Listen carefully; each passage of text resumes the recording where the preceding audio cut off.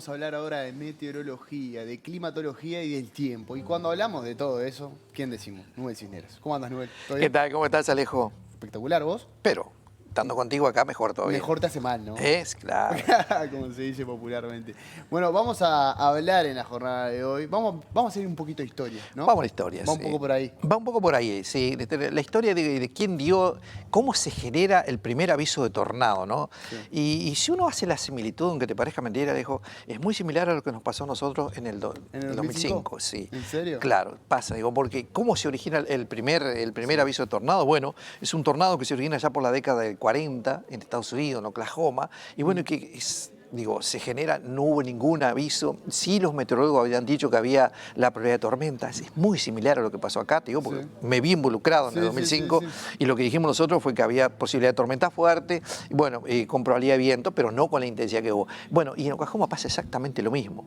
Fue un 20 de marzo lo que ocurrió del año 1948. En el 48. En el 48. Oklahoma, que además fue destructivo, ¿no? Si hablamos de la historia creo del Estado mismo, Sí, fue destructivo y hasta el día de hoy no se registró algo igual. No se registró igual, fue muy destructivo, arrasó prácticamente gran parte de la infraestructura de la base aérea, inclusive que se ubicaba en esa zona. Y bueno, y luego de que pasó eso, que como tú decías, generó un desastre tremendo.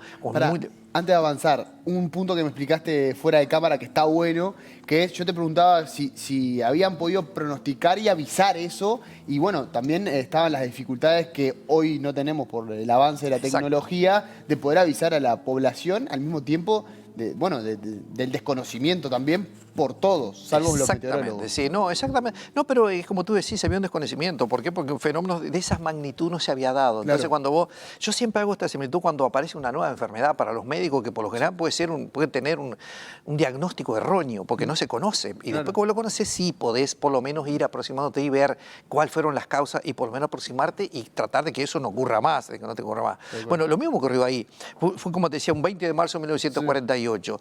Bueno, y sobreviven a ese evento dos oficiales de la Fuerza Aérea, uno un capitán y otro un mayor. Bueno, y esos integrantes de la Fuerza Aérea, como se había visto en la destrucción que había sido terrible, bueno, trataron de investigar para ver a qué se debía esa situación, y bueno, pudieron observar que esto se debía ante la situación del avance de tormentas muy fuertes. Entonces vieron cómo venía asociándose y comenzaron a estudiar el pronóstico. Y lo más importante que ocurre, que ellos estaban estudiando eso, cómo era el comportamiento del viento, cómo había sido el comportamiento de la presión, y se dan cuenta que se está originando prácticamente una situación muy similar a escasos 3 días de ese fenómeno que se había dado.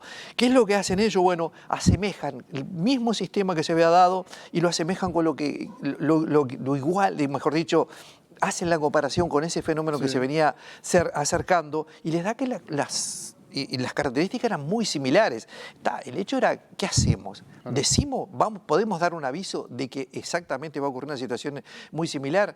No lo podían dar porque ellos eran independientes del Servicio Meteorológico Nacional. Claro. Entonces, esa era la Fuerza Aérea. Entonces, ¿qué es lo que hace la Fuerza Aérea? Bueno, les dicen a los superiores, le dicen, mire, las condiciones están dadas para que se dé un fenómeno similar al que ocurrió hace 3 días. Había sido un 20 de marzo y este ocurría un 23 de marzo. Y bueno, indudablemente que esta situación ameritó que se estudiaran, se viera la posibilidad de dar ese aviso. No se pudo dar el aviso. El aviso se da en forma interna, se da en forma aparte de lo que fue la población. Y bueno, lo importante y lo más importante que se pudo ver en ese momento fue que ese fenómeno fue similar, generó las mismas, fue destructivo con las mismas características del que había ocurrido 3 días antes. Bueno, el aviso ese que se generó, a pesar de que fue una zona restringida, porque no se pudo dar en forma general a la población, porque no tenían el rango para dar esa posibilidad de alerta, podríamos decirle.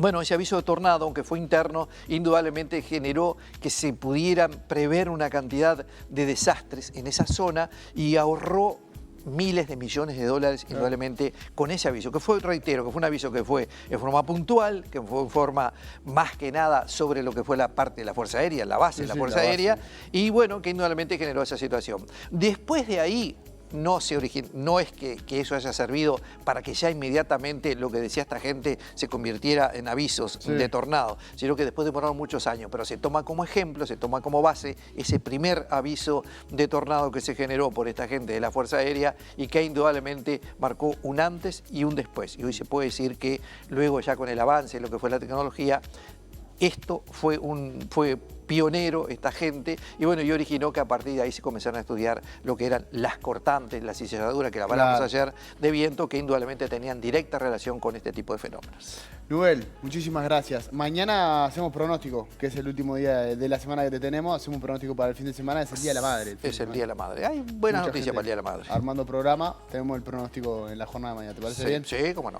Te agradecemos por estos minutos como siempre, es un placer tenerte aquí.